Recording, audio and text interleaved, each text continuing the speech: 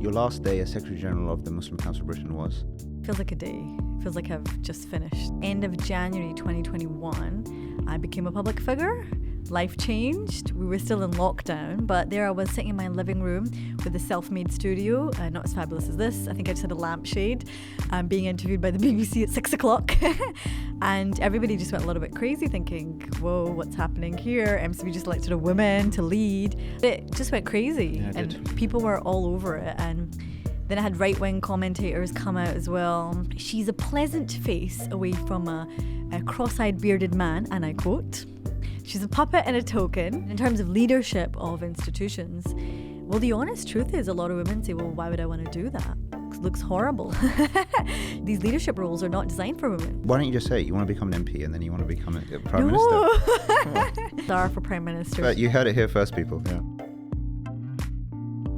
I'm trying to stay out of trouble. Recently, I'm just trying to be like normal. Okay, so let's start with that then. Staying out of trouble. What kind of trouble have you found yourself in recently, Zara?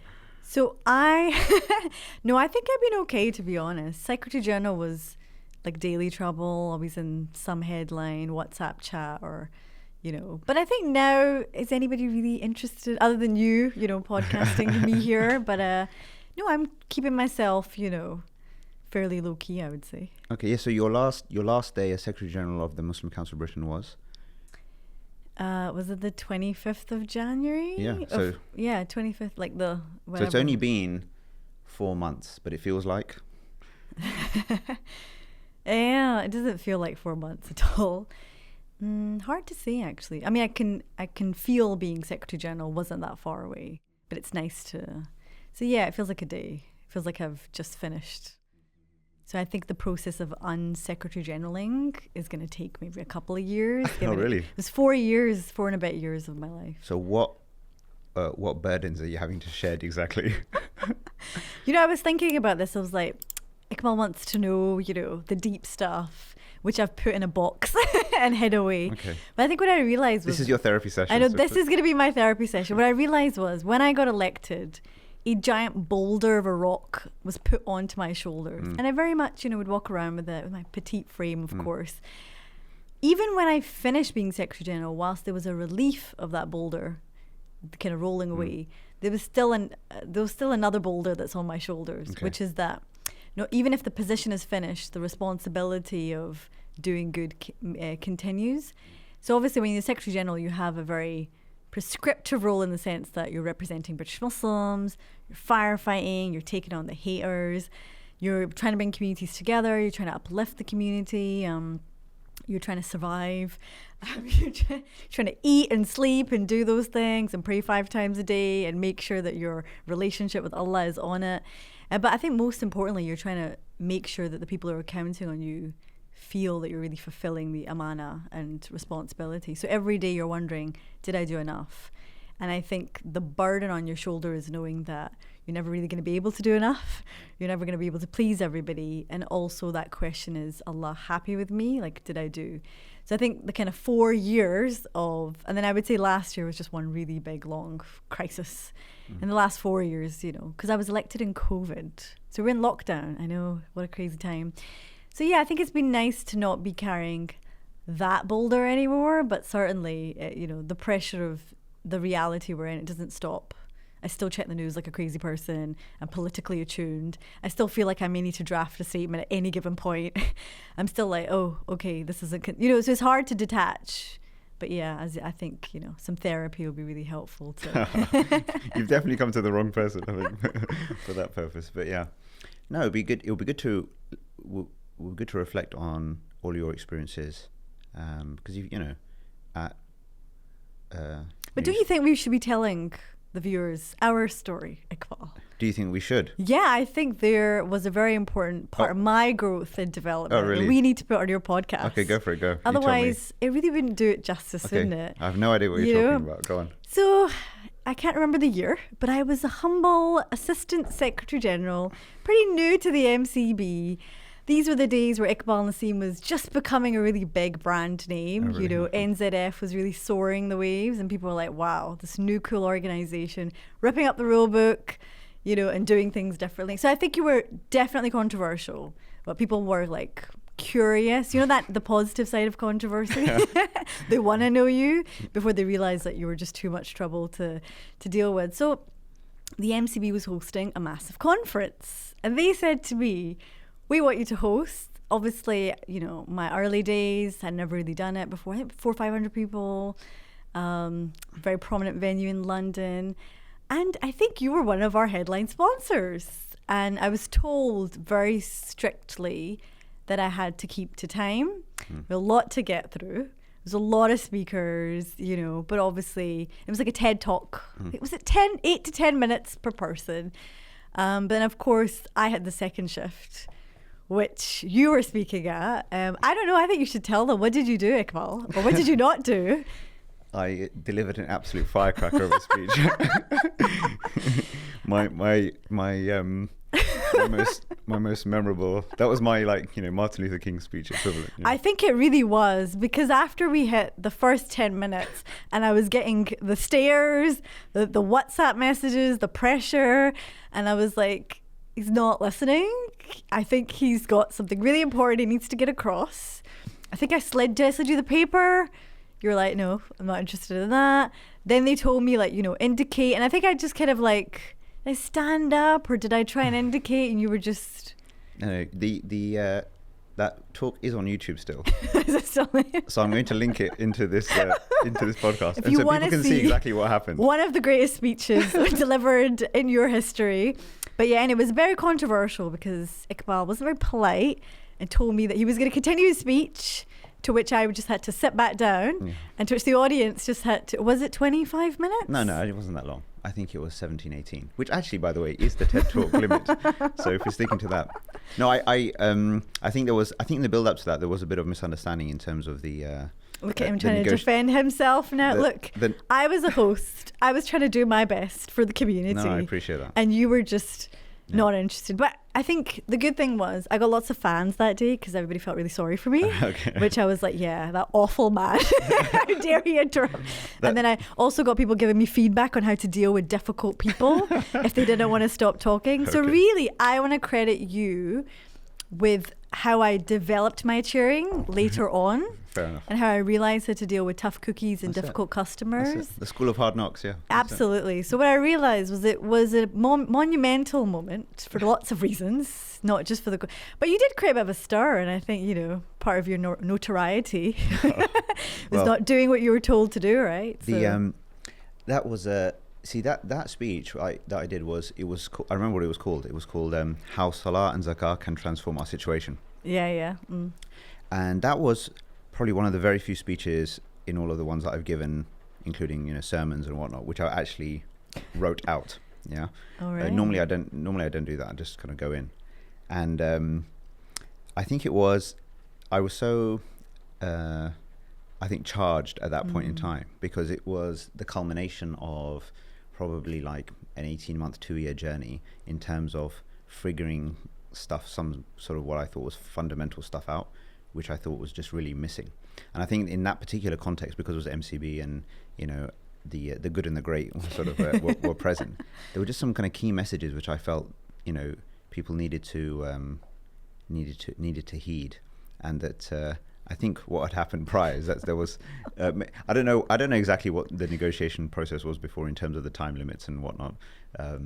But yeah, whatever. I mean, no, I appreciate it wasn't easy or pleasant for you. It was. I mean, it's all good fun. It made our relationship. We strengthened our relationship and bond. But we had interactions before that, I think. Well, I was going to say, I think aside from that little blip, we'll say, the actual substance of what you were doing in terms of changing zakat and how people thought and felt about it, as well as. And we did a lot of stuff with I was in FOSIS, you know, you were doing stuff with students. I think you're making us all emotional and really reflect on our prayer and if we understood the Quran. But I think also what you were really trying to do was provoke some thought in people as to how they saw and viewed spirituality and how we were kind of very much rote in it. And in that particular zakat speech, but many others that came after it, I remember one of the meetings I attended in which you did pitch your, well, not your, but the kind of transformative view. People were really against it. Actually, you upset a lot of people in the room. But I actually was on... What kind of other people were in the room in terms of... Well, what would they represent? Not individuals, but I think in some... What charities and stuff? Charities, I think the whole idea that we should give zakat domestically was just quite beyond belief. And I think breaking the traditional view of how we do things... And the reason I share that is obviously, I also take that philosophy that we should just shake things up, see what happens, hope for the best. But the idea that in our faith, we kind of do just go in default autopilot. And then now you look at it, more than 10 years on, people are like, yeah, of course you should give zakat domestically.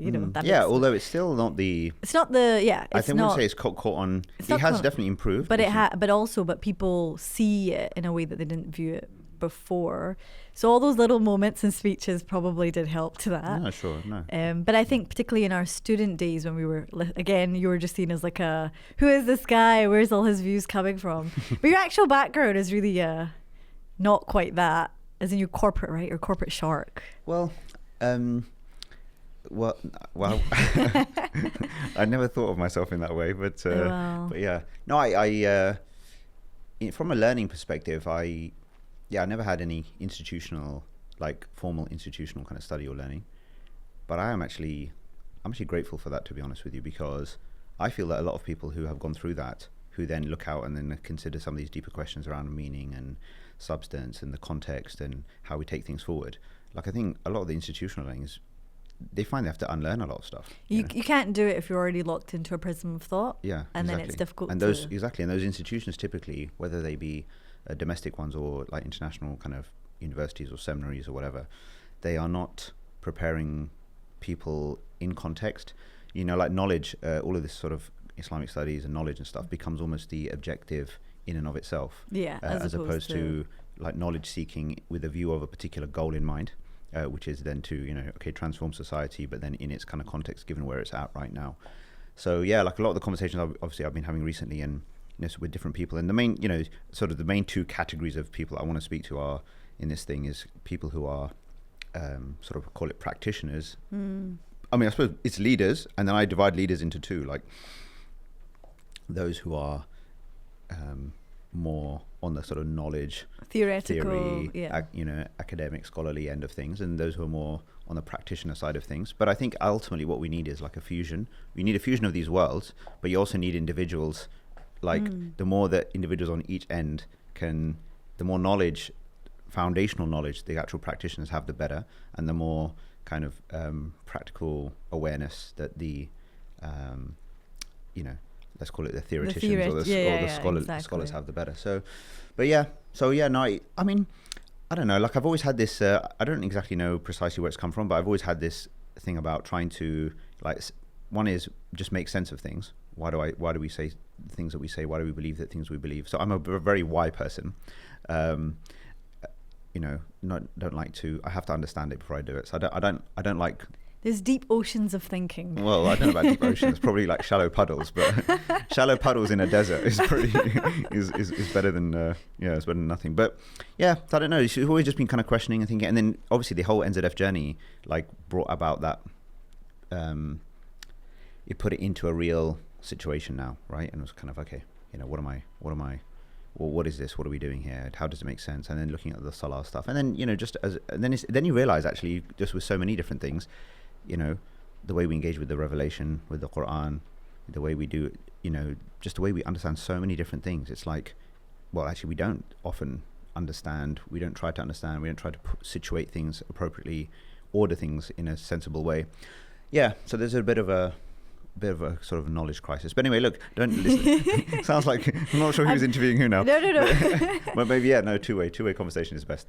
But yeah, like, okay, where were we? So we were talking about, this formative moment. So this is where... That was so precisely. I think... You went from girl to woman that day. Yeah. Was that what happened? Yeah. I realised the writing was on the wall for me. Once you host a conference, and then they got me to host a dinner. That was it. I had to be Secretary General. Exactly. Yeah. I hosted the Muslim leadership dinner with the Sadiq Khan. Yeah. Do you remember that one? So was that the one that Mona Siddiqui spoke at? No. Was that later? I was there, but I didn't host that one. So Mona Siddiqui, she's a professor of Islamic studies at Edinburgh, right? Yeah, I know. Yeah. And she comes on BBC Radio 4 and stuff. Like, I don't know much about her and her writings and stuff. I've heard her occasionally on like Radio 4. But there was one line that she mentioned that day, which always stuck with me. I really remember. I don't remember most things I kind of hear, to be honest. But she said something. She said, "A faith that has no fruit has no meaning." Wow, you remembered that? Yeah, and that really stood out for me. I was like, "Oh man, yes, that's it." That was a mic drop. That's really wow. So it was just more. I don't know if she was quoting someone or if that was just her thing, but it was just that really stayed with me. A faith that has no fruit has no meaning. So it's like, in terms of if you can't realize practically, like, the thing that you say that you represent, like, what does it mean really? So yeah, that really stuck with me. But anyway, okay, fine. So you hosted the dinner. And then obviously COVID happened, and they were like, right, leadership, we need an election. What are we going to do? And I was just a kind of underling, humbling kind of, I take minutes, coordinate some stuff, I was from Glasgow, like what.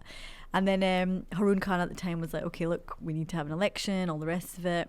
So, some people kind of nudged me and said, what do you think? I said, you're crazy. Who's going to vote for a 29-year-old from Glasgow? And a female. That's obviously a really important point. And then, Imam Ajul Masroor decided to run. And then we had ourselves a real election battle. And alhamdulillah, obviously, the electorate had it that they would want to have me as their Secretary General. And then the kind of end of January 2021, I became a public figure. Life changed. We were still in lockdown, but there I was sitting in my living room with a self-made studio, not as fabulous as this. I think I just had a lampshade, being interviewed by the BBC at 6:00. And everybody just went a little bit crazy thinking, whoa, what's happening here? MCB just elected a woman to lead. And I was also having an internal kind of meltdown moment thinking, I just thought it wouldn't get that much pickup. I thought maybe like one little, little sideline somewhere. But it just went crazy, and people were all over it. And then I had right-wing commentators come out as well. She's a pleasant face away from a cross-eyed bearded man, and I quote, she's a puppet and a token. And, and then my famous, obviously, Women's Hour, with Emma Barnett. So I think I kind of realised, and that was just the week one. It was like day 4 by all of that craze. Yeah. I think I kind of realised, I was like, this is really serious. People are watching. I'm now going to be part of a narrative and a conversation of who British Muslims can and can't be, who Muslim women can and can't be. The tidal wave of Islamophobia is like very real. And also, if I carried on down this juncture, then the media would just be driving the narrative. So we just kind of stopped after that week. And I said, I didn't get elected, to be famous, I did it to serve. But I realized this kind of dynamic I was going to have to straddle between the public face of representing Muslims at the worst times, as well as the kind of reform, Iqbal and Naseem style. What's our theology? What's our ideology? Or what's our philosophy? Because MCB was coming out for 25 years, now 27. It's an institution. It's got a checkered history. Some people like us, some people don't. Some people don't care, but we're there. We've been there for a long time. And I was significantly younger than my predecessors, but also even generationally just came from a different perspective, and also like the youngest person and the boss at a time of like pandemic. I think there was a lot of interesting dynamics going on, but I had to really quickly kind of figure out, number one, that I was actually in charge. It's really difficult to believe that you're in charge sometimes, but I was in charge. People were looking to me. And then secondly, it was like waiting for the first crisis and how was I going to cope with that. The other thing people don't realize when you're a Secretary General is that that's your name, Once you're in that once you belong to that family, you're never going to leave it. So for a lot of people, being in Muslim community leadership is not very attractive or very fabulous. And particularly the higher you go, the more public it is. So my background in law and all the rest of it. So I knew, even going for the election, that this would change my life and future. And I had to be on board for that. And for me, that was the decision I was happy to make. But I knew that, so I had a friend, for example, in university, when I put my headscarf on, she said, well, I can never do that because I wouldn't get a job. And I said to her, all very self-righteously, well, I wouldn't want that job. But statistically speaking, she was correct. Muslim women are the most marginalized when it comes to employment. And so I was really putting myself on the map for both being targeted by far right, racist, Islamophobes, political figures, community figures, but also kind of really thinking about, for me, it was like I wanted Muslims to feel confident about their faith. Well, why can't we? We don't have anything to hide. We should be confident. So one of those challenges was like not saying no to interviews. I'm sure you've seen a few. So one of the biggest interviews I did was LBC with Ian Dale. And before that, because this podcast is a very spiritual one, I'll tell you a little bit about what goes on in my head. So some interviews, if it's a breaking news, you haven't really got time. You're going to be on. I might be in my mum's house having tea. Sorry, mum, 5 minutes, Sky News, live, right? But other times there's interviews where you get a little bit more. So Ian, the LBC team were they wanted to do this for a while. And I really didn't want to do it when there was a crisis because it would just overshadow the whole thing. So it was January 2023. We'd agreed to do it, and then we're all super nervous as a team, and we'd done some practice and stuff, but you don't know. It was live, 7 p.m, drive time. Anyone can call, anyone can ask. So you can only do so much preparation. So what did I do to prepare? I called my mum, really important. I said, Mum, what do you think? She's in the kitchen. Yeah, just do what you always do. It'll be fine. I'll speak to you later. Bye. Yeah, okay, right. That's fine. Prayed, and then I read a little bit of Quran. I remember the dua before I went into this, literally at the studio. I said, "O turner of the hearts, turn his heart towards me."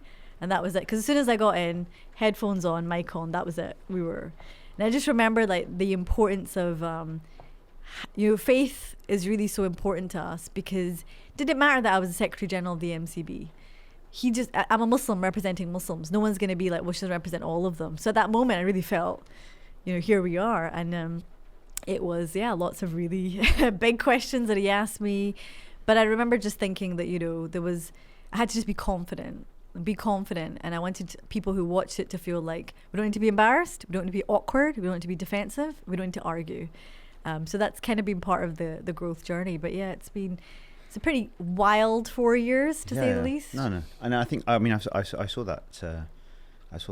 Well, it wasn't so much an interview. It was more obviously like, him. Well, he sort of interviewed you for a bit, and then obviously had callers come in. Yeah. No, but he was. I think he was decent. Like he was, and you did really well, I think. And I think that's one of the, from my perspective anyway. Just because I don't know. Like that's what I want to get into a little bit, because I'm not sure exactly how you see, like the, sort of where MCB was when you started and where MCB was when you finished. We'll get to that maybe, but certainly in terms of just in terms of the optics and people from a distance, I think that's one of the bravest and one of the things, admirable things I think that you've been able to do, is just to like do these interviews in a way where you've managed to get your point across, come across very, just a very dignified, reasonable way, relatable way, and just be chill about it, basically. Yeah, avoid a meltdown. Exactly. And I think it's because I've thought about that sometimes. I've done a few things on radio.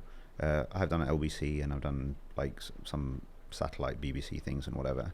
And like going into it, even when you might be a confident person generally, or just speaking and doing that, it's a different kind of game, right? Like it's quite a jump to make. So I think the fact that you were able to do that it was huge. And I think it's something which we take for granted when we see it, but actually there are so few people who have managed to do that successfully. I mean, before I went on, as a student, you just used to see car crash interview after interview, and I don't blame anybody who went on, because at the time, as you said, who would want to take some of those stories, the awful kind of stories, so like lots of terror attacks and whatever. And it was a media out to get you. Yeah, like there was exactly, whoever went on, it was like a lamb to slaughter, so I didn't envy it, but I think one of the reasons that I ran for Secretary General was I was also kind of, we say be careful what you wish for. I didn't think I could do a better job, but I just was like, I was so sick of people who were not very great representing us. So sometimes they specifically choose crazy people or inarticulate people. And then I also thought that we kind of needed to we didn't need to argue, the prophetic way of doing it was to preach beautiful, there is another way of.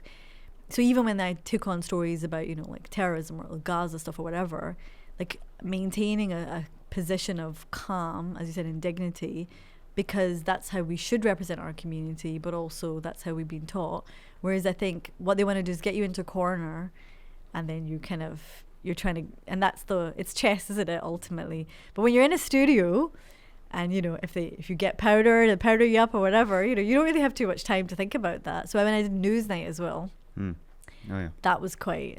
so Michael Gove was trying to ban us, and a few other organisations at the time. We didn't make it to his list. But that evening, they were like... You can't add that to your accolades. They didn't add us onto the list.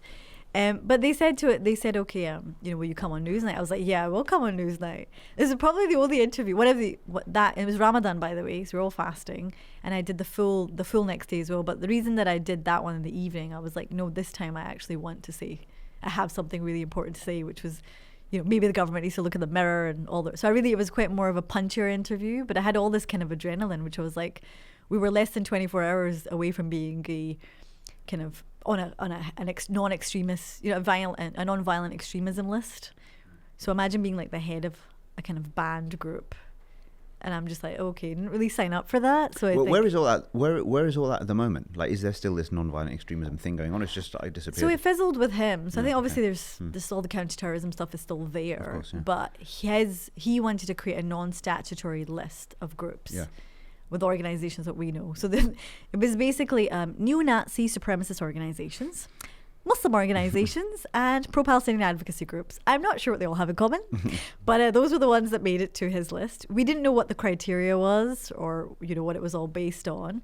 And even then it wasn't... I think he was a criterion, I think. Yeah, exactly. And it wasn't going to be in law, which made it really, so it's really difficult. How do you fight something you're not really sure how it's going to come about with? And up until the point, we were being headlined as the organisation to be on the list. And then in the end, and a few others, and then in the end, he just said, we're assessing these groups. He didn't mention us. But yeah, it was a crazy time, absolutely crazy to think that you're doing all this good work and somebody literally just wants to shut you down. And what he would have done was not just kind of ban MCB per se or shut us out of public life, but it was really about, so MCB is the largest Muslim umbrella body, so we represent mosques and charities, so the bulk of mainstream Muslim community activity under our umbrella would be considered extreme. So all of our institutions, so you're basically saying we're going to marginalize and exclude a whole cross section of Muslims in public life. It was really quite, I would say, my blood pressure was quite high during that time. But it was Ramadan too, so maybe it was the right month for such a challenging crisis. But yeah, that probably was one of my kind of pushed moments where I was really pushed to the edge. You had other seemingly quite positive interactions with various members of parliament and stuff. Was there a time when you felt actually maybe there might be a moment when this re-engagement might take place, if not with the obviously Conservative Party, but with Labour Party? But actually the policy has just sort of continued of disengagement. Yeah. So what's going on there? No, definitely. So when I was just the underdog, came in, got elected Secretary General, I remember going to the first few kind of parliamentary meetings or whatever. And that was basically like a kind of just another organisation. And I was like, hey, we're meant to be the MCB, or like the daddy here. We're meant to be like the big umbrella body. And I was like, maybe they don't, maybe people just see me as like cute or something. I don't know. So I realized at the start of my Secretary Generalship, I really had to earn my stripes. I had to do some really tough things, which I didn't ask for, but also that the political engagement was absolutely central to my leadership. And there was a really good moment to do it, because I was saying, the premise was, well, look, I'm a new leader, so let's forget the past now. Let's think about the future. We're coming to you saying, we're nearly 3.9 million Muslims. Should we not be serving that future generation? Half of us are under the age of 24, right? Now seems to be the right. So with the shadow cabinet at the time, so Labour Party, so we had good relationships across the political spectrum. So I made a lot of effort to do that, to meet different parliamentarians, even those within the Conservative Party as well. So we made really, really positive inroads. I think what I would say, the difficult moment came with Gaza, I would say, because, I think particularly when communities speak and challenge, and we really, all of us were challenging at that time, Labour then, I think, went from a party that, because even prior to Gaza, Muslims were feeling a bit like Labour wasn't doing enough. It was taking their votes for granted. We'd met with Starmer, actually, and we'd had a few meetings, and we'd tell you, what you're doing on Islamophobia. So we'd had all those conversations, but I thought, okay, with the promise of them possibly getting into government, there could be a complete reset on the relationship. I think with Gaza, obviously, people were really angry. Labour was not giving the messages. I think Starmer's LBC interview was just catastrophic. And I think particularly in those early days, people were really hurt by what we knew was going to be worse in terms of the humanitarian, civilian cost of lives. Anyway, you know, we see the situation now. So I think that made it really difficult for us as well, because we have to represent our communities who were very clear on how they felt. We're non-partisan, so we don't take a side anyway, but we still have to have relationships with politicians and parliamentarians. So I think I did my best to navigate that as well as I could, which was, you know, to be where we needed to be, challenging, but also to convey, look, this is the sentiment of the community, so you need to do something about it. But I think for me, the disappointment came particularly with the riots. So we kind of gave them that kind of settling in time, all the rest of it. There's lots of crisis going on. But I think with the summer riots, I mean, we still didn't have any engagement at that point. And then I was like, okay, because I was still in office. General election, had it been called? The riots were not... they were in power, yeah. As in, you know, it's been, a month or whatever. They'd been in power and all the rest of it. So I think when the riots happened and the community was just watching on live stream, these thugs and rioters literally want to commit arson attacks on mosques. You know, you saw the scenes in Southport, Belfast, torching places, Liverpool.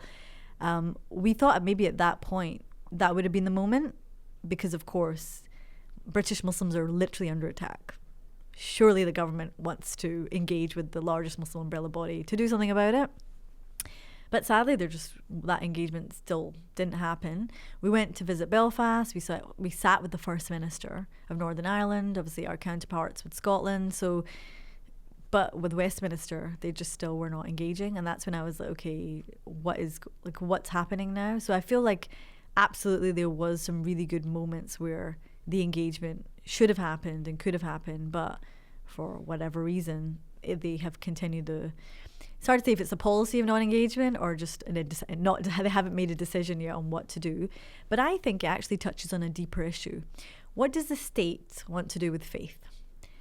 What does the state want to do with Muslims? You know, and what is the state's relationship to tackling some of the biggest issues from faith communities? So it was all well and good wheeling us out for coronations. You know, obviously King Charles has been a really positive faith ambassador, but you know, we're doing all those positive things, an interfaith harmony ceremony, whatever it is, right? And moments where we need solidarity or climate change or refugee, we do those things, but in this kind of political framing, I found particularly the conversation on even just the state and faith and policy was really lacking. There wasn't really any direction. That the previous government had kind of just decided they weren't particularly interested anyway. And as they had withdrawn, I think there's been a huge void.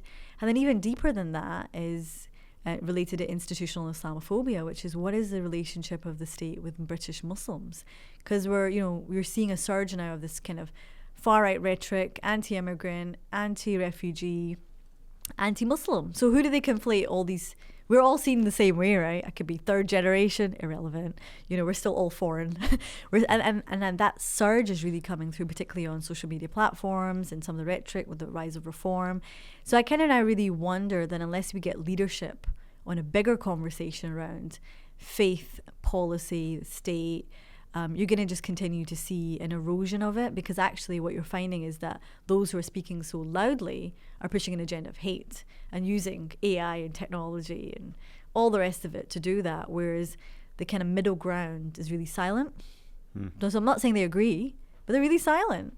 And so I think what I found in my kind of course of 4 years is that we were getting in a better place in terms of the agenda of faith inclusion.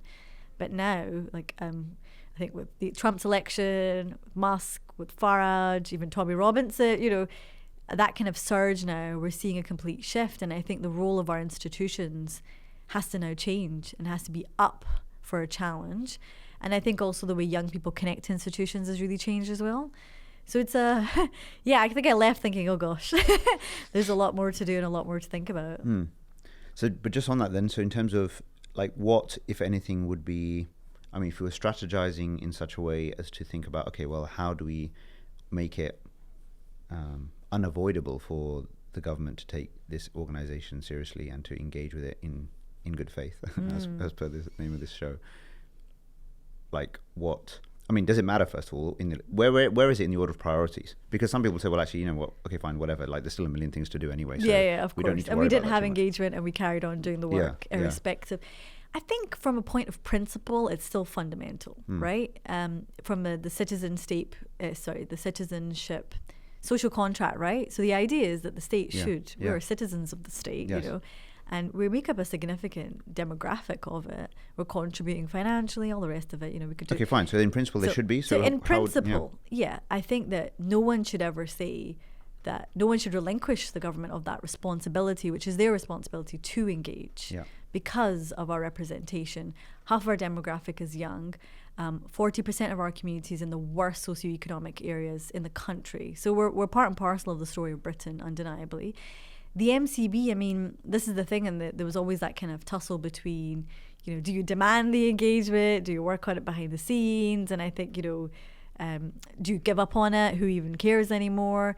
I think I think we should always continue maintaining our relationships and working and strategizing on it. I think it should never stop. And I think part of that is, we're like all groups, all community groups, right? You get there eventually. I think that there will be hopefully an opportunity, but that also really relies on the other question, which is government engagement comes with terms and conditions.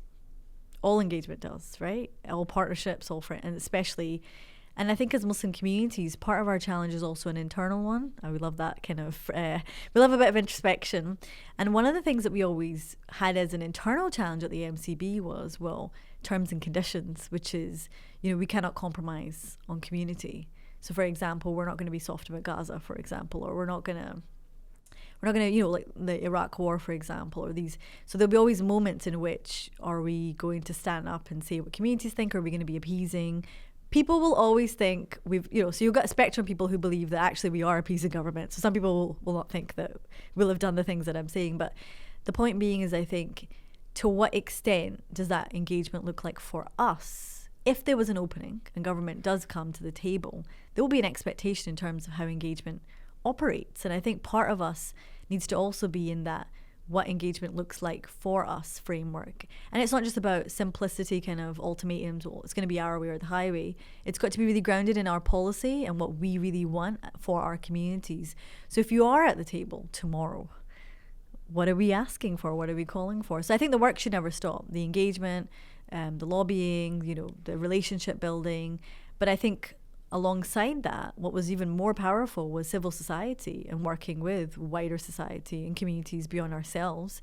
And the relationships we built with not just faith communities, but with civil society was super powerful. You know, we worked with the JRRT, Joseph Rowntree Revival Trust with the elections, you know, Joseph Rowntree Foundation on poverty. So, you know, there's so many different actors and characters who are also saying, yeah, we don't agree with this, we want to work for a better society. And you see that in the Palestinian marches, like, it's just like everybody, right? So I think not becoming an insular community and reminding ourselves that actually alliance building is so positive and powerful. And I think if we're only, so like Islamophobia, right? If only Muslims are fighting for it, then it's got to be everybody who sees it as a bad thing. Whereas what kind of Baroness Warsi and others are saying is, well, it's so normalised now. It's past the dinner table test. So I think I'm an optimist. We have to be optimistic, but I think the pressure should always continue on government engagement, but the work will have to continue irrespective of it.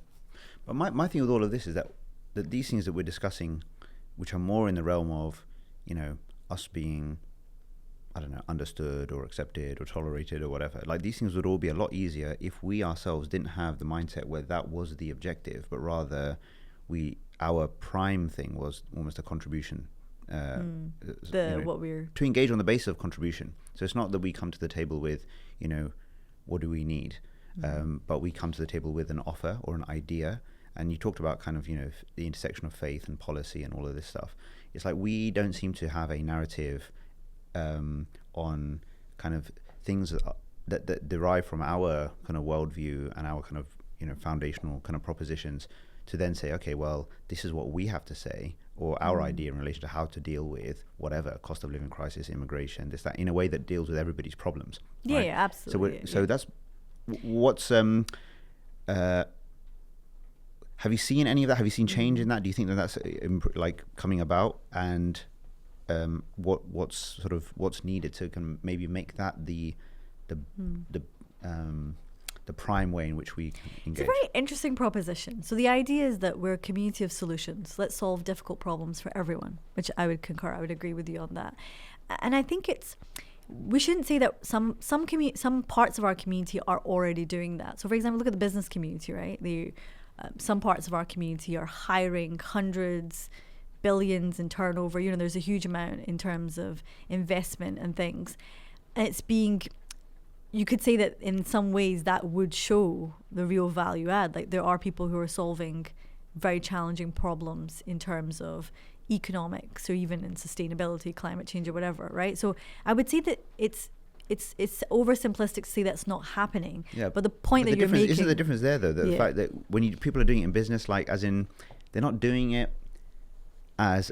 But it's not leverage, right? They're not doing it as faith-based Yeah, they're business. just doing it as businessmen. Business people. Yeah, they're doing it as businessmen, right? Yeah. So or women as well. But yeah, businessmen and women. But I think that's the challenge we have, though. We're not an organized mass. You know, we're a very diverse group. And so some segments of society, so those business people will say, well, actually, we're doing this as business, you know, they may not necessarily want to front that as a faith-led initiative. And that was the challenge when we were an umbrella body, that how we, you know, what is our narratives? How are we propositioning? As you said, where's the value add? You know, and you can go around in circles on this one because different parts of the community feel differently about this. And how some people should say this is not a question of contribution. You know, you're not asking John and Jane about their contribution. So why are we putting ourselves into a contribution banner only? Some people are saying, well, actually, it's part of our faith. We should be solving difficult problems, taking responsibility, getting in there. But then others will argue, well, what about institutional barriers that don't allow us to do that? There are people with ideologies and agendas that hate Muslims and want to keep us out of public life. So I'm going to come and say I'm going to save it, but you're like, I'm not even going to have a meeting with you. So, you know, there's so many, and then as you said, then there's the business side and economics. So I would say such a multi-layered issue that there is no one solution to it. But part of our challenge is our lack of organization because of our very nature and being as diverse communities. But then that brings us back to the MCB, because MCB, as far as I can see, is supposed to be organizing us. Yeah, absolutely. We're the convening, a convening body. So, I mean, when you left the organization, how would you characterize the state of the organization? Like, what's the actual, like, where was it at in January 2025? Yeah, so I would say that in public facing, we were much stronger. You know, people could see us and hear us. You know, our statements were being cited. So I was always all over the media. I think we had significant amounts of relationships across public sector. I think our challenge, and I think it also there was that opening that I talked about to be seen as a more significant national institution. But I think where our challenge was in still being locked out of government. So people said, well, how can you really do anything? Financially and infrastructure wise, we're an organization of volunteers. So I think that the biggest challenge was I was a volunteer throughout my 4 years of being the leader of the most significant, consequential Muslim organization for Muslim representation. Yet I was doing it as an unpaid volunteer. So there was only so much you can really do with that. And I think the capacity of the organization to meet the expectation and demands of the community is really challenging when you don't have the financial, human. Were you able to attempt or give enough of your time to trying to raise those yeah, funds? of course. Well, you can see the reports, absolutely. I mean, okay. But then so how was that? What was your experience like of trying to raise money? If I'm going to be completely honest with you, as you will appreciate, I'm sure I hope you have been. To be perfectly frank, it was very difficult. People do not want to fund this work. They don't want to fund it. I met everybody's my friend. We like each other, you know, all caveats aside, but like literally people like, we don't know what you do. What's the point? Why should we give you money? What's the ROI? What you do? We're not seeing any difference. So it was like a complete cycle. I'd go in where it'd be work really hard, you know, give up everything, sacrifice, put myself on the line. And someone would be like, well, it's just not enough. What are you actually changing? What are you doing? So I could never meet. And your response to that would be what? We're like, well, what do you want me to do? What else can I do? You know, we need a one pager. We need this. We need that. You know what? We'll change our mind. You know, you need to be doing this. You need to engage more young people. Okay, I'll go engage more young people. No, actually, you shouldn't really be doing lost projects. You need to be. So it's this constant list of things. And I just got to a point where I was like, I just don't think they really want to fund the MCB. Some people had lost faith in the MCB. Some people would feel like it's all been tried and tested. There was no point. Some I think people. That's quite widespread, that sentiment. Well, it's amongst, say, sort of, you know, I don't know, maybe what I might characterize as something like the Muslim middle class slash the leadership. elite Muslim middle class. Yeah. Well, look, here's the dilemma then, right? So you're saying to me, I'm the one who's meant to bring everybody together, sort all the problems out, engage with government, but you're like, but we're not really going to fund it. Sorry.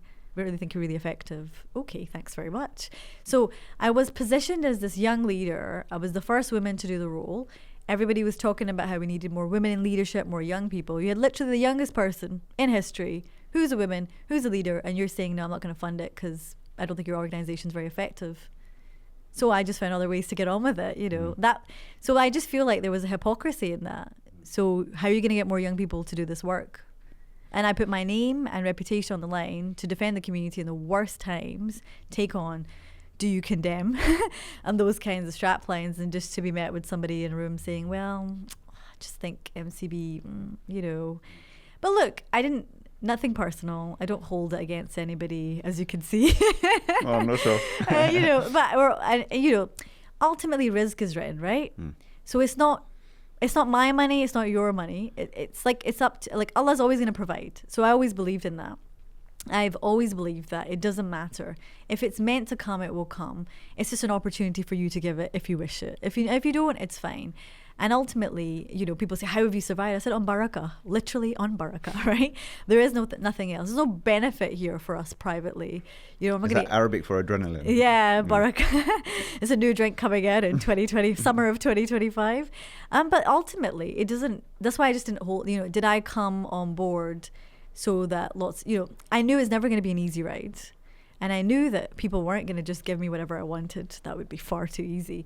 But did it deter me in purpose? No. Did it deter me in the goal? No. Did it stop me? No. You could see that in my many accolades, alhamdulillah, through Allah's blessing and provision. You know, I traveled all around the country, did over 300 visits, God knows how many interviews, engagements. You know, I feel like I'm proud to say that I did my best. No, absolutely. But the problem is that without the infrastructure, it's almost like then it becomes very dependent on who that leader is, right? At Absolutely. one point in time. So now you were there, you did what you did, fine, and then you're gone, and then it's almost like, you know, obviously Dr. Wajid Akhtar has kind of now, you know, taken over, and it feels like, from my kind of observation, as if he's sort of starting again. You know what I mean? It's a systemic issue. It's almost like you can't build on stuff because actually there's nothing there but a handful of volunteers. It's a systemic issue. I mean, I think the organization won't disappear. It's built on a lot of goodwill and history, but I think it can't achieve its fullest potential without the infrastructure, the resourcing, and the leadership, right? So you could have lots of money and lots of resources. You could have lots of infrastructure, but you have a bad leader, you're not going to get very far either. I think the soul of an organization has to be good. The direction, you know, like lots of key things make up an organization. And we've seen organizations with lots of money, lots of infrastructure, but fail miserably, right? Yeah. So it's not just about money and infrastructure. No, sure. But with that, plus some really good leadership and a team of people and a community that really backs you, well, we've got some really amazing So the message to people is the reason to support the MCB financially is in a line what? Well, if we want to be serious, be serious. If you want a serious representative Muslim organization, then fund it, right? But know that you're not just funding, we're not just funding a term. Fund an institution and be part of that process. And I think the leadership is always open to listening now and saying, okay, what can we do to remodel this to make it work? So yeah, be serious. That's what. And just like, you know, presidents have these kind of handover calls or whatever. Presumably you had some chat with Dr. Wajid as he was taking over, I imagine. I don't know. Yeah, sigh of relief. But what was or what is your, I don't know, advice or the key sort of lesson, you know, that you've learned that you would want to sort of impart or send over? Oh, there's so many, aren't there? I mean, I think the first thing is you've got to kind of be yourself in a position, right? It sounds very simple and basic, but I think I really struggled to kind of the Secretary General sounds really, it's a big word, it's a big title. And I think sometimes there's a lot of expectation you've been put on yourself, but I think the first thing is you've got to kind of understand who you are in the role, and that strengths and weaknesses. So where you know you're strong and where you know you're weak will also determine your blind spots and what you can see really clearly. So, some people are really front facing, they're good at that, but they're not good on the detail. Some people love the detail and they hate to be in, so you've got to really assess where you are good and where you need complementing.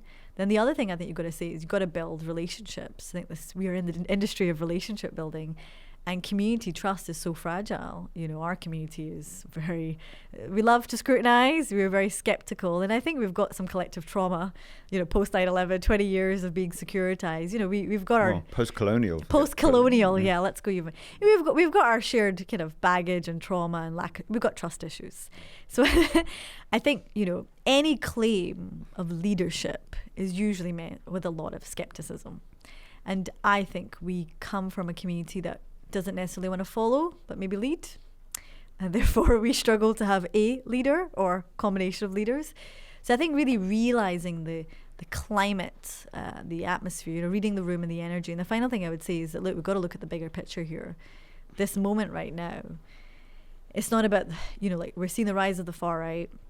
We're seeing the narratives being skewed. We're seeing a government who's really struggling with lots of issues, as well as the right wing. So I think it's maybe quite an important time, not necessarily just to act, but also to really reflect and really consider what are we heading into and what do we need to be ready for that. So I want to come to that, but just maybe one segment, I just want to discuss this, the other organization that you were running, FOSIS. So you were president of FOSIS. That's another one where, over the years, it just feels this is a very similar kind of situation. It feels as though, okay, another representative body, critical generation, obviously, that it's dealing with. Again, there just is something about some combination of, a lack of there's lack of funding, there's lack of resources. I don't know if in both these organizations there's some governance issue going on fundamentally that just needs to be kind of very complicated governance kind of structure, where it's just not really ever particularly clear what's really the reality is that most students from our community who emerge go through the university process. I mean, many of them won't even know FOSIS really existed or was there, and the value add essentially is not always particularly clear. I don't know if you have any observations on where it's at and what. I think it comes back to the kind of historical context of how Muslim community organizations really formed and under what conditions and why. Most organizations came from reaction, right? So MCB in particular, Satanic Verses, Salman Rushdie, the need for kind of politically organized structure. And for FOSIS back in 1963, when mainly the students were international, to have a community of belonging, to carry out, their faith, but also, they hosted some of the biggest names like Malcolm X. So it was really born out of necessity, and it grew because at the kind of height of that kind of Islamic period of learning, where the world was at, the revival's usually that kind of word, isn't it? There's a real feeling of kind of energy around what we were doing, clarity of purpose. Things really came together in a moment, and it really made sense. And I think as you hit towards the 80s and the 90s, the leadership of FOSIS changed from an international to national because there were more home students. And even the international presidents I spoke to at the time said we wanted, British Muslims to lead this organization. And throughout FOSIS's history, as you said, it was completely critical in terms of the political Muslim student movement, the kind of the Tarbiyya side, the kind of history and leadership. And like all of our institutions, I think they are all going through very similar challenges, and FOSIS is not excluded from that, which is it's now hit a point of infrastructure. Is it still fit for purpose? Is the modeling working? What is it? Well, clearly not. Clearly I think it's not so straightforward in the sense that, so FOSIS is over 60 years old, right? So MCB now 27 years old. I think these institutions were really great when they were created and they made sense in those environments with those conditions, but everything has to adapt and change. And I think the challenge you now got is that the community's grown. So there would have been a time where every single student knew about FOSIS and went to that conference. That was the only conference that existed even.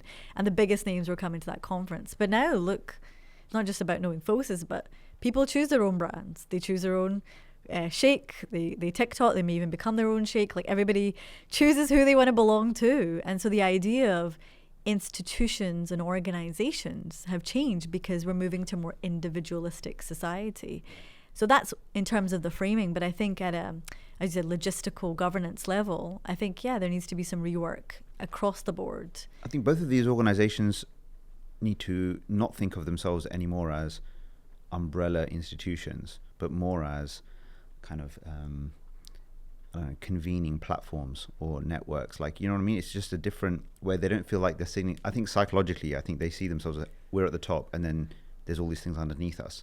Whereas maybe where they need to think about, just even if psychologically you think, well, no, we're in the middle of a constellation of an ecosystem, if you like. And there's just as soon as you look at it in that way, then you almost, it's quite different if you see that we're on top of this whole set of structures and then we need to speak on behalf of all of this, or we're almost like the hub, all right? And then all of these things are various spokes, and actually the speaking or the value add is happening through all of these different things. We're just maintaining almost like the internal, facilitating the internal kind of conversation and quality, like making sure that synergies are being realized, etc. I don't know, because it just seems that there's just something model-wise which is just not quite right. I mean, obviously I've led both of these organizations, so I've obviously had my share in their success and failure. I think it's difficult to say with certainty what is the right formula for this model, if I'm honest with you, leading both, because when you're in them and you're leading them and you're part of the team, you just see it so differently, and the expectation is that you're leading, right? So psychologically, as you said, that there are our members who feel like, where are you on this? And people will say, what are you doing? And as you said, well, whereas others would say, well, it's the constellation, right? And so I think they are they suffer from their own kind of history and sense of purpose, like they're a product of their own being. Does that make sense? As in, like, we live as we have been created, and by that very nature it's difficult to recreate because people see you in a certain way in Prism, and people have seen the glory of that leadership, its success and height. It's difficult to come away from that. And also people are saying, okay, so for example, when there is a breaking news story, like, okay, who are we going to? Who's taking that, right? And everybody knows who's taking it, right? Because I've been the one that's like, yeah, obviously you're taking it, right? And then in the student space, particularly with, I think, Palestine and the student movement, okay, what is FOSIS doing? Where are they at? There's an expectation that there will be a body that will do that. So I think it's tricky, if I'm being honest, to really determine how it needs to look like, because our community is very confusing as to what they really want. Like, what do you want, And I think there will be a group of people who will still want the traditional leadership style model. And is it what they want or what they need? Well, that's the thing, right? Some people will say, yeah, we need it. Some people will say, no, we want it. Some people, so I was sitting on the, sitting there thinking, right, should we be, for some people, like, you're gatekeeper institutions, right? You're just gatekeepers, right? Others will say, where is the statement? We need to see, people have history and affinities with these organizations, and they've been part of them themselves. So we've all got a history and emotional sense of what they should be and what they shouldn't be. I think through the course of time, things will both unravel and kind of recreate. Like, it's just natural. Things have to change, whether you want to or not. Okay. All right. In terms of young female leadership, through all this time that you've been, doing all these wonderful things you've been doing, I mean, have you seen much change in terms of where, just generally, or are you just an outlier basically? And a bit almost like the Obama thing. You came and went, and it was supposed to be the sea change, but actually it was just a bit of an outlier, and we're not going to see another black president for God knows how long. But like is it really changing on the ground? Is the culture changing significantly? Has it changed significantly in terms of organizational? I'm talking about organizational, institutional kind of leadership, or involvement. Because, in some of your discussions on even media stuff, when it was talking about female presence, female representation, you kind of, you did your sort of, I think you said what you had to say in the situation, but I'm not sure if, like, not in a way that was disingenuous, but in a way that wasn't, maybe, I don't know, like, to me, partly felt like it may have, and I understand why, but it might even have overrepresented the reality, which is that actually in reality, a lot of stuff hasn't changed much at all. And actually, forget like female sort of involvement in key decision making, like just female presence in mosques and stuff, as an example, is pretty, from the community, like, I'm just talking more from the community center kind of aspect. Like, yeah, so is it changing? Has it changed much? What, and if it, if there was one, magic wand you could wave to some sort of policy change or some sort of attitude change that would help, what would that be?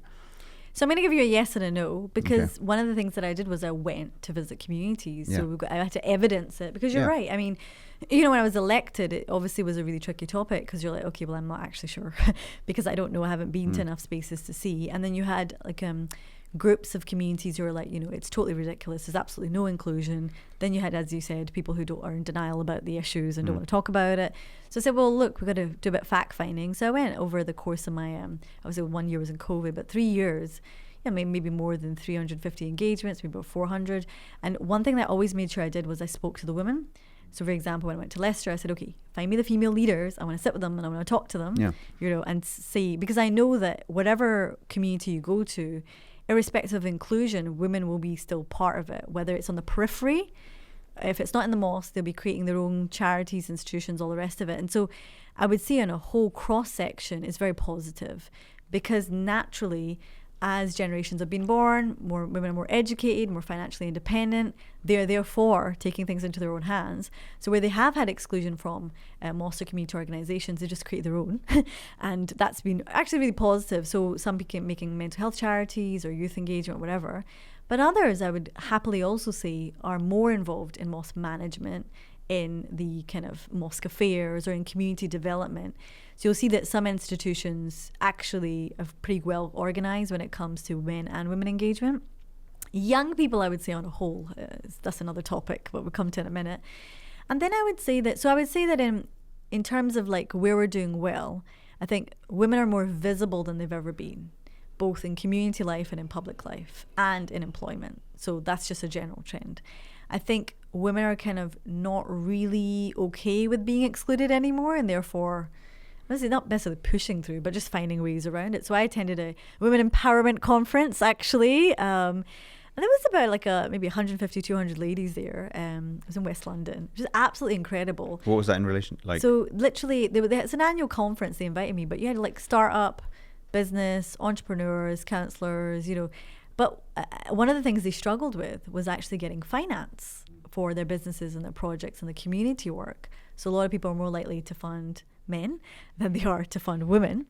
And one of the questions a lot of women always ask me is like, should we be hopeful? So I had a lot of women who said to me, not in particularly in this context, but when I was Secretary General, I've been doing this for 20 years, nothing's changed. They're not going to change, right?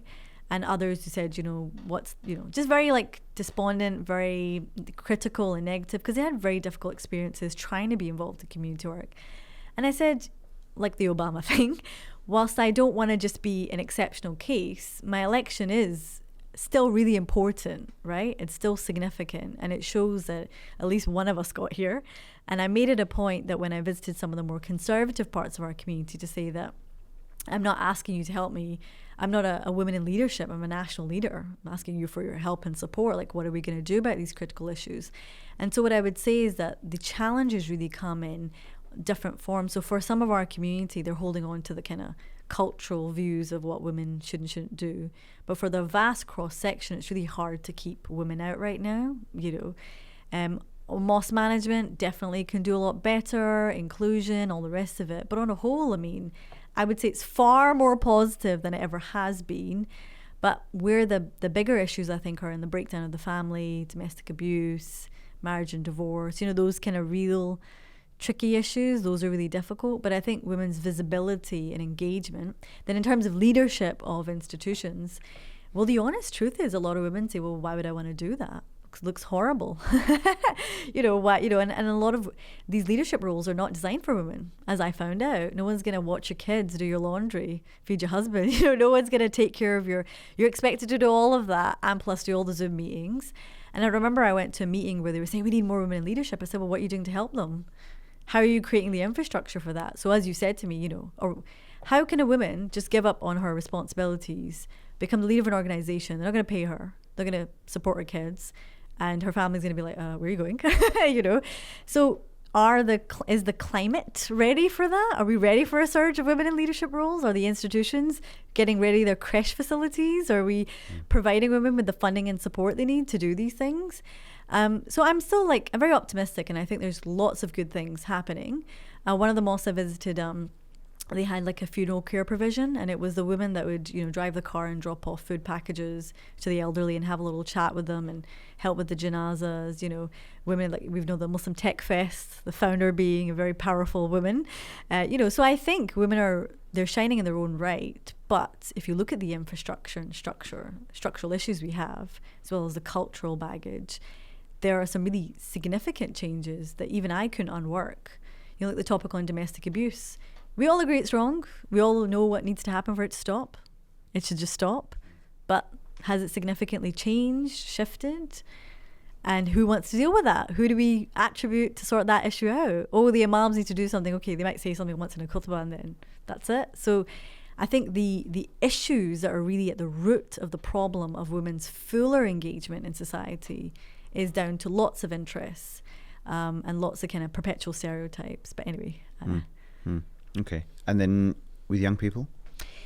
So people say to me, oh, it must be really difficult being a woman in leadership. It was difficult, but the hardest thing was being the young person, not necessarily being the woman. Because you're seen as not just having enough experience. Yeah. So literally I had an interview with one of the journalists said to me, you know, people in your position, they're normally 40 years old. Do you think you have enough wisdom to do what you're doing? It's like, well, I've got energy. So yeah, it's like, well, you know, with experience comes wisdom, and I'm, you know, ready to go. And I was like, what a stupid question to ask, right? But I also look a lot younger, and I'm small as well in person. So people, remember one person came to see me at the office, and they were like, here to see the Secretary General. I'm like, yeah, where is she? It's me. And they're like, you're the Secretary General? And I was like, yeah, I am. Thank you very much. Or people will proceed to give me lectures on how I should do my job, and this buzzword called strategy. Apparently I didn't really know how to do one of those. So, you know, so I think the kind of condescending nature, and, you know, in Islam, of course, young people were looked at for advice and brought in and all that stuff. But I think in the reality, you know, you're not really taken very seriously, and you're not seen as someone who could actually really lead. And I remember obviously, at times even thinking, you know, do I even know what I'm doing? But because of my self-righteous, you know, my kind of Scottish steel that I have inside of me, and I think just being a bit rebellious by my nature, deciding that no, we're just going to do it the way that I want to. You know, I had someone who say to me, I've been doing this for 25 years. What do you know? To which I was like, kind of in charge now. So just do it my way. You know, so I think that the being young was difficult. And that was both in the context of within the community, but also in the public space, because, you know, you might be in a room and everybody's like, you know, double your age, or in moments where people view, like I remember visiting an ambassador and he goes, in our countries, leaders are big and old, and, you know, he was kind of laughing about it, but it's how people view leadership. They don't necessarily look like me or sound like me either. So I think the young thing is really critical. Half our community are young people. They're the emerging workforce. Half of the Muslim world is young. And actually, where are young people consuming their knowledge, their leadership? Online, not where you'll be there, but as in not where our community leaders necessarily are. And I think you're seeing now the rise of people, kind of self-appointed scholars and all the rest of it. So I think it's a very confusing place for young people, but at the same time, they're in some ways kind of, maybe it's also, as you said, not having traditional learning can also make you see things in a different way, in a positive way. So I think they're kind of breaking through and breaking free. But then what does that mean for that collective leadership we talked about? We're still going to need it. Someone still needs to care and, you know, become the Secretary General at some point. So I think the disengagement with young people has really affected the kinds of things we've been talking about around modelling and leadership and governance, because it needs to speak to young people and the kind of format and place that they're at. And I think Gaza has totally energized young people, even if they're not, very religious. It's irrelevant in terms of religiosity or affinity to a certain mosque or not. They themselves feel very much connected to it. Even my younger siblings, for example, couldn't care less what I'm up to at MCB. Oh, another boring meeting. Why do you act as if the world is ending tomorrow? Some of my Zoom because meetings. It is. I know, some of my Zoom meetings, my younger sister's just sitting there watching, thinking, really? You just wasted what have you been doing for 2 hours talking to all those people? But on the topic of Gaza, she's talking about her campus and saying, oh, it's outrageous, this is happening. So so tuned in, and they're so on it. And I just feel like that in some ways shows you the kind of potential there. But I think we're a bit far off from it. In sort of attempting to survive the various ordeals that you've been through, and also in terms of trying to get perspective on things, do you did you find much support from I don't know, scholars, religious leaders, people, that kind of, did you have go-to people that you would for this kind of thing, or was it just direct prayer and your own Quranic engagement and call your mum, basically? My mum was obviously definitely up there after God. Yeah, sure. No, definitely. There were always, I think the good thing about the MCB structures is there's lots of scholars, but even in FOSIS actually, because we had lots of great conferences, there's always good scholars that you could always lean into.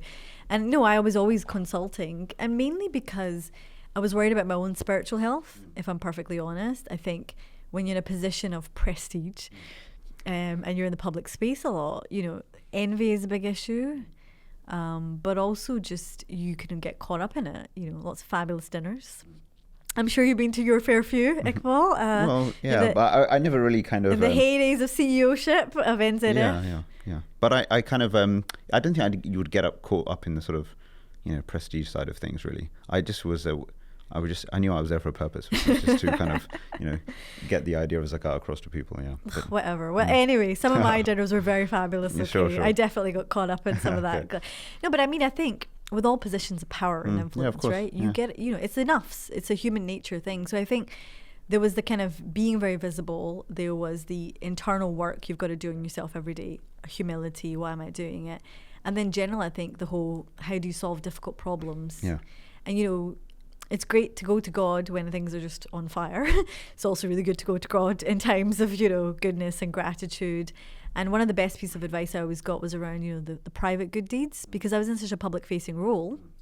Most of my good deeds are, in a photo, you've got to show what you're doing. People are like, what have you done, right? You've got to evidence it and show it. But there has to be a side of you that is not for public consumption. And I think some of the good advice that I got was around, doing things just purely between you and Allah. Around, well, look, how do you know if Allah loves you? Well, He lets you wake up every day doing His work. Thinking about the people that you may have upset or offended, and thinking also about the harshness of the heart. So some of the things that happen is that you feel like because you're in a pressure cooker environment, you actually become a little bit more tougher, less trusting. And so maintaining a soft heart in times where people are throwing mud on your face, or people telling you to do a terrible job, unfiltered, where WhatsApp groups are just complete kind of fire pits of criticism, and everywhere you look, or and also the moments where you really do want to give up, or you're like, why am I even doing this for? And I think being rooted in spirituality, you do need some good people around you, good advisors. And it's also really good if they're not necessarily in so a lot of the people that I would speak to were not necessarily in my bubble of MCB, they were just like good scholars around the periphery, or like not involved. That was really helpful. And the kind of best thing that I realized was that you need time alone.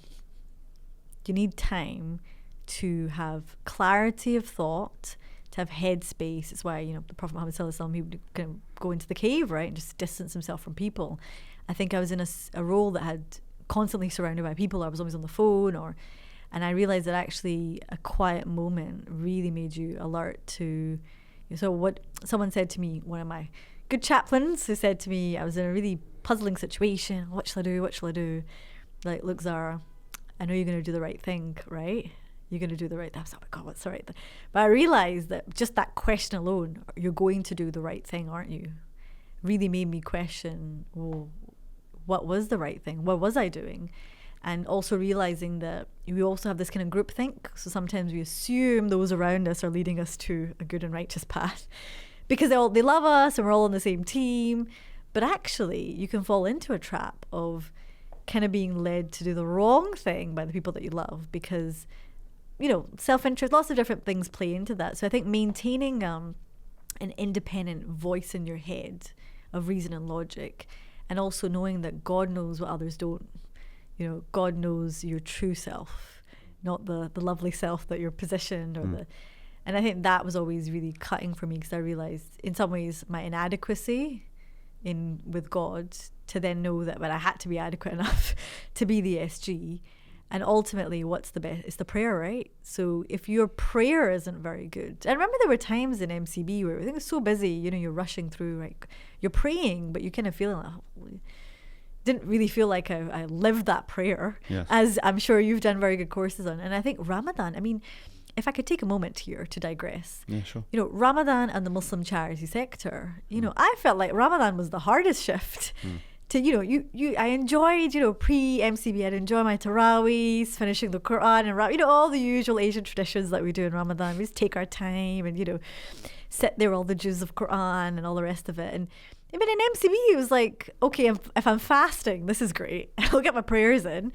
And if I make a Taraweeh, you know, because you've got all the iftars to attend, you've got all the firefighting to do, you're constantly in a hurry. And I know for the charity sector, for the charities, it's like, everybody works overtime. It's so stressful. People are burning out. It's become a time where actually we're not necessarily enjoying the spirituality, but we're surviving through it. And I found that, you know, I was telling like first Ramadan after MCB, very nice, stay at home, enjoy the pleasantries of a quieter Ramadan. But it really made me so grateful.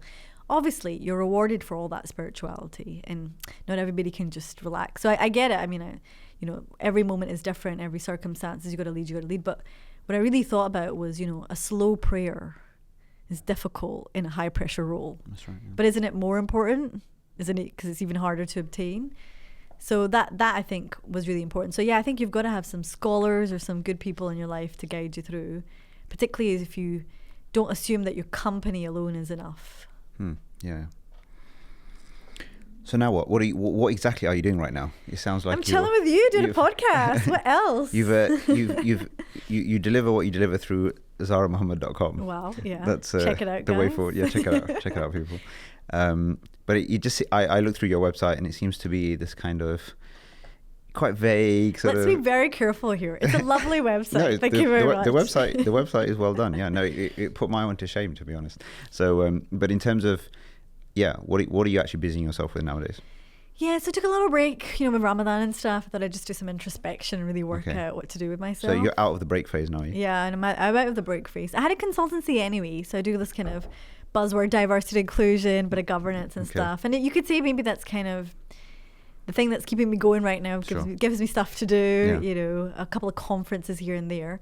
If I'm honest, I'm kind of in the phase of deciding my next big step. Well, look, we can decide. We've got time. Shall we decide here in this podcast, absolutely, what am I going to do with my life? Yeah. That's it. Shall we ask ChatGPT? No, it's fine. So what should we do? So I think it's you know, I've graduated from like the School of Muslim Community Leadership. You peaked early. I've peaked early.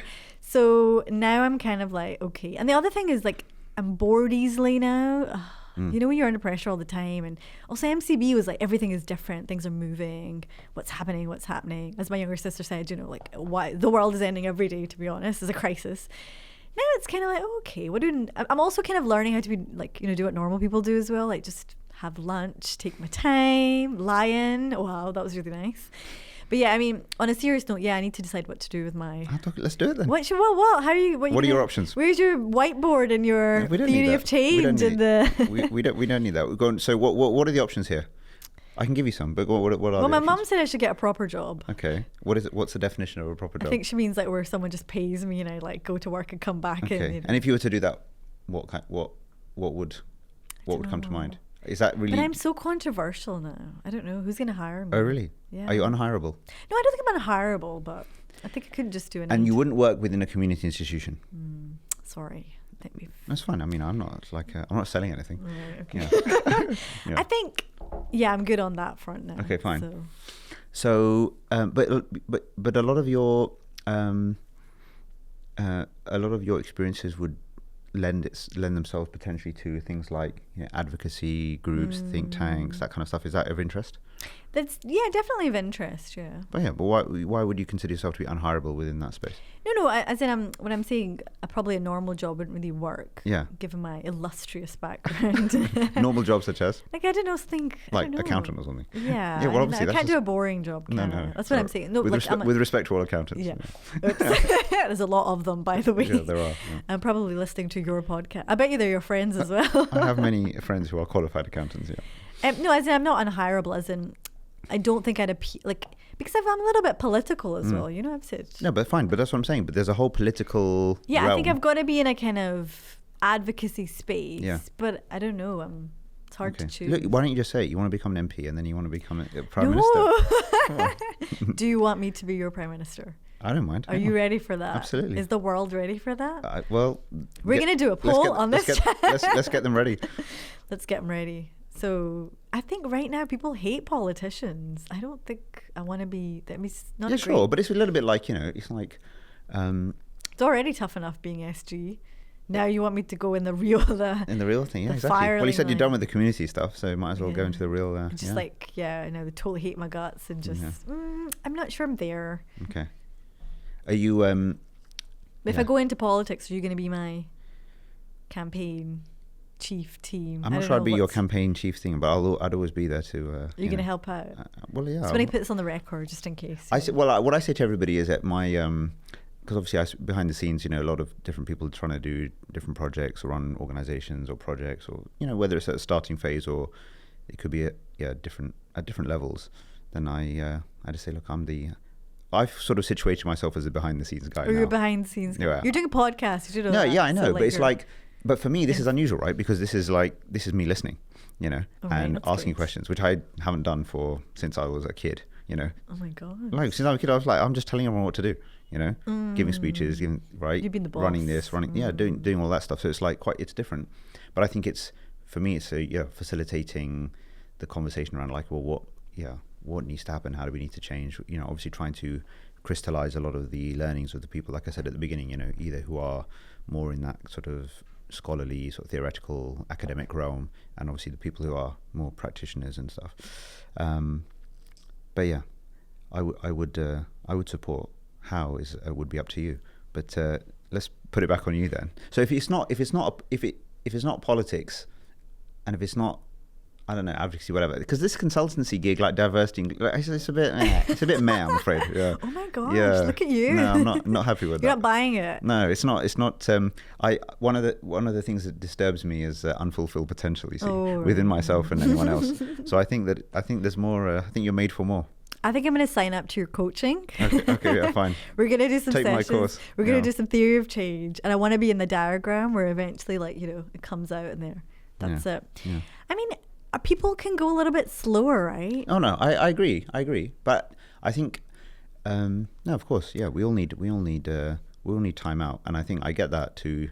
There's still a phase. I get it. I mean, I like to have a nice safe space, which is my consultancy right now. Which is sure. But I think we'll go big. We don't want to go home. No, exactly. We'll go big, but Zara for Prime Minister it's a bit of a stretch. I don't think it's a stretch. No. It's a big stretch, No. You heard it here first, people. Yeah. All right. Then it's here, but I'm sure I'm sure someone's mentioned that to you before. I can't be the first person. I mean, people have talked about being in politics. Okay, that's fine. Usually where they want to put me, but everybody hates politicians. Fine, but the climate as well is just. But that's okay. But not everybody was a great fan of the MCB. That didn't stop them from going for. I thought everybody loved the MCB. Oh. Seriously, Wait. I thought everybody was Team MCB. That was how small your bubble was. Yeah, it was very small. Then I realized, maybe not everybody likes us. Then I realized that, okay, gonna have to win. That's the book, Win Friends and Influence People. Oh, right, yeah, exactly. But then in terms of for the consultancy stuff that you're doing right now, who are your clients basically? So I've had lots of kind of public sector organizations, companies, mainly in the light of people, particularly it's not post-Gaza, but in the wake of Gaza, there was so much Islamophobia. So a lot of people asking me, like, how do we work with Muslim communities? How do we be culturally sensitive? All those same things because it was very inflamed. Obviously, hate crime was increasing, and organizations have struggled to navigate diverse workforces, and some groups were allowed to speak pro-Israel views and then pro-Palestinian views. Well, now you're not allowed to have that view. So I think companies have made a bit of a mess of it. So mainly that's kind of been the work, because you're a former, you've worked with Muslim people. Like, how do we deal with this? And kind of offering a lot of guidance and support around even like housing, for example, or what can we. So it's been very fruitful, actually. I like the fruitful word. But I think there is, for a community that's been here for as many decades as we have, we still have issues with how society works with us and works with our communities. And particularly there is actually a level of understanding that just is still really absent, whether that's in police, fire, public authorities, local councils, all the rest of it, even when we're absent, even when we're there and when we're absent too. So I've been helping support that part of the journey, but it was been particularly inflamed in the last kind of year and a half, because on social media, you might have someone in employment saying, well, this is ridiculous, and then getting fired for it. So I think I've had a little bit of work to do to help. Yeah, fair enough. So it's not so cuddly, No, I appreciate that. Tell me about this one. I have this bugbear around this issue of, Muslim communities, plural. Yeah. Right? It kind of emerged a few years ago. I think you can correct me if I'm wrong, but it seemed to be in the context of, I don't know, this Islamophobia definition or something, I don't know. Mm-hmm. Like, it seemed to be that there was someone decided that strategically this was sensible because, so we're not just spoken of as just one monolith, or actually we're quite diverse, etc.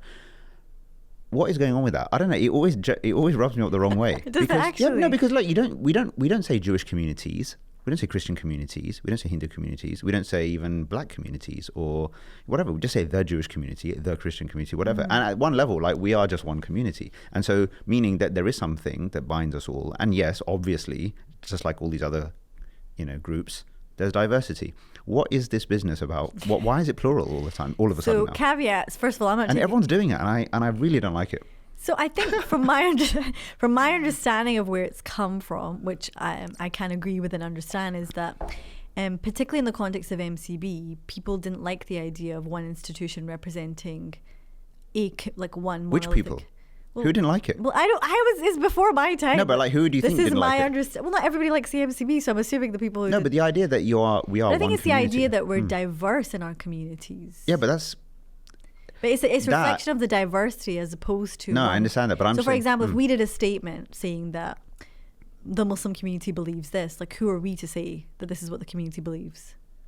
Okay, so what did you say instead? Communities that we represent believe on behalf of our affiliates. Okay. So it was. I mean, I can understand it in the framing of MCB. It makes a lot of sense to me because. But why don't you say the Muslims that we represent X, Y, Z?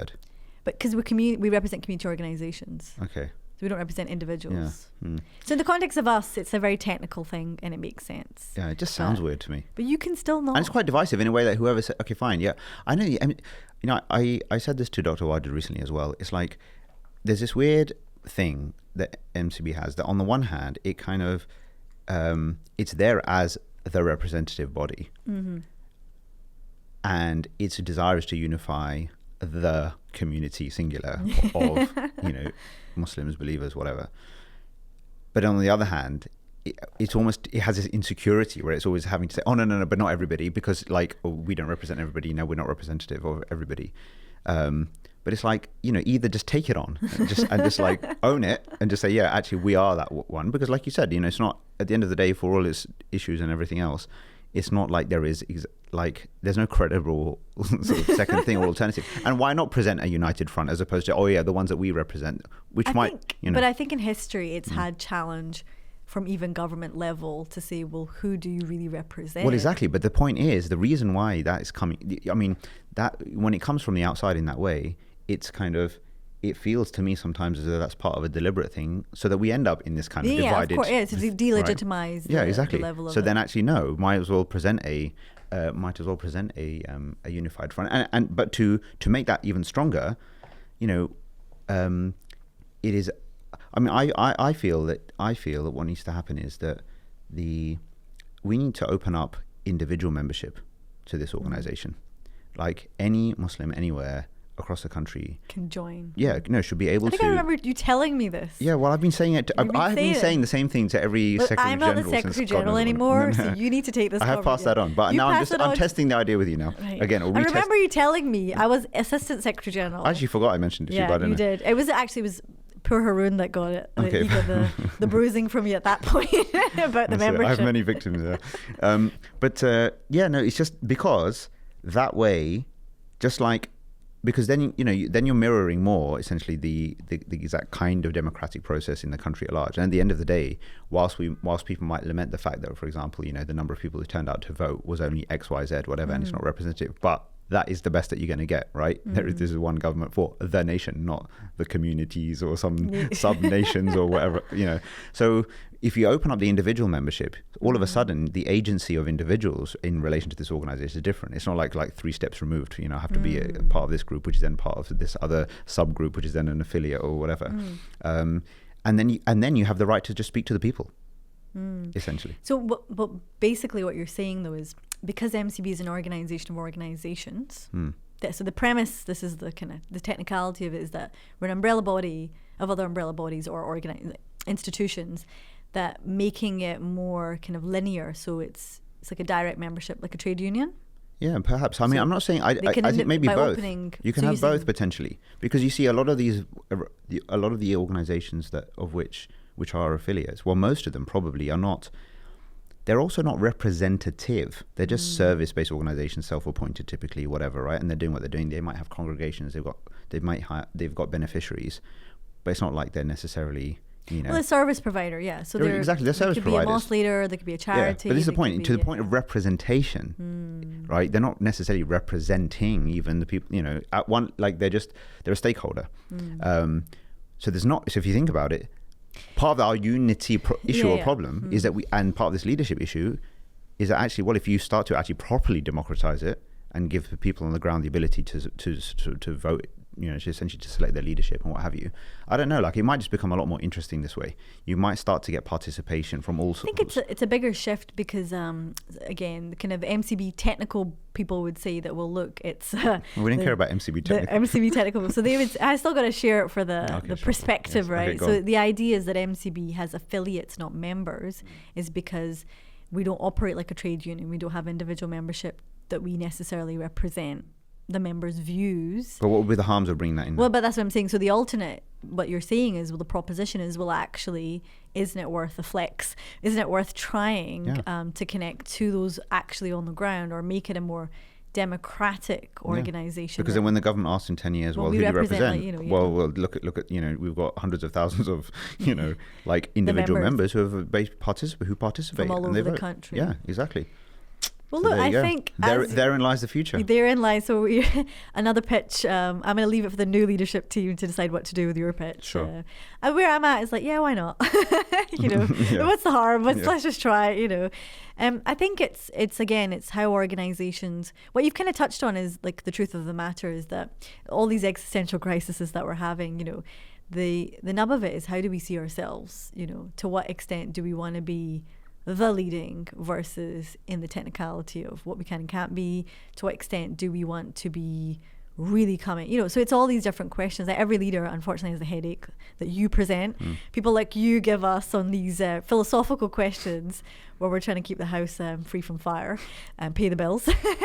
And I think it's that kind of cycle, isn't it, around, but instead if you don't try something different, but with all ideas from Iqbal, they should come with a warning sign at your as a health warning, I would put. Fair enough. But I think this, in terms of this, we're not organized, we're not unified, united, what have you. Like, I think this has to be a way to, deal with stuff. And then this organization can then start to legitimately say, okay, this is when Eid is, by the way, and just keep saying it. Not fear that, this will, they say this and they say that. Yeah. And people might have the meltdown, but it doesn't matter. It's like, no, this is when Eid is going to be. This is the policy on X, Y, Z. I don't know. Like, I think a bit of that internal community leadership, policy setting, guidance would just be received a lot better if it was more almost government-like in its kind of structure, I think. But yeah, anyway, we've got to wrap up, unfortunately. Any closing messages or final thoughts you would like to share? So I guess what I always think about when I talk with Iqbal Naseem is, if we had that conference again, what would I do differently? You know, if like say like now I'm a different person than I was, you know. Sure. And if you were there, you know, what would I do? What would I say? I'd be like, yeah, I'd definitely be meaner. I'd be like, you've had your time now. Yeah. You can. You see, you say that, but I disagree with you. I think what you'd do is you'd actually listen to what was being said, and you think, you know what? I'm just going to let this be. Do you know what I'd do, because actually? The people I think you know what I'd do. No, you're right. I'd stand up and I'd be like, look, guys, I know we've got a program and a schedule, but I'm going to take an executive decision and let this man speak. Because this speech thank you. That's very is going to shake and change the shape of our community. I'm definitely going to relink it back on the... we've got to get the viewership on that YouTube speech back up. Yeah. It's good. Well, thank you so much for having me on. It's been nice to... talk about my trauma and also positively outlook on life, and then get a bit of careers advice free of charge. Very nice. Thank you very much. But no, ultimately, I think it's great. I think the idea between, part of the challenge we have as leaders in the field is, as you said, the academics, so I think linking these two worlds of thought and action, like they talk about think and do tanks now, how do we actually live the reality versus just thinking about? Maybe that's what you need to do. Start thinking. Yeah, I was thinking. Yeah, maybe I'll do a think and do tank. That'd be kind of fun. Well, let's pick that up offline. We'll allow you a consultancy holiday for a few more months. Thank you perhaps. very much. But then we need to start seeing Zara. Let me get the ducks in order. Yes, exactly. back in action. No, but look, I really appreciate you being here. You can add to your list of accolades the first female guest on this podcast as well. Am I the first female? Yeah, I did record a few days ago with the first female guest host. So this is where I have this format where basically I'm like a guest on the show and people are interviewing me on it, which has been the main sort of thing so far. But yes, you are the first female proper guest on this show, and probably it couldn't have been any other way. So yeah, no, thank you. Appreciate you coming on. May all your efforts be accepted and blessed. And I'm looking forward to good and great things coming from you in the future. So Ameen, and I hope the podcast will continue to enlighten and flourish deeply flourish the minds for the future. Something like that. Something like that. Maybe I'll read it. I hope the podcast will indeed create a community that will flourish for future generations to come. Amen to that. All right. Thank you so much. Until next time, Zara, thank you. Salams.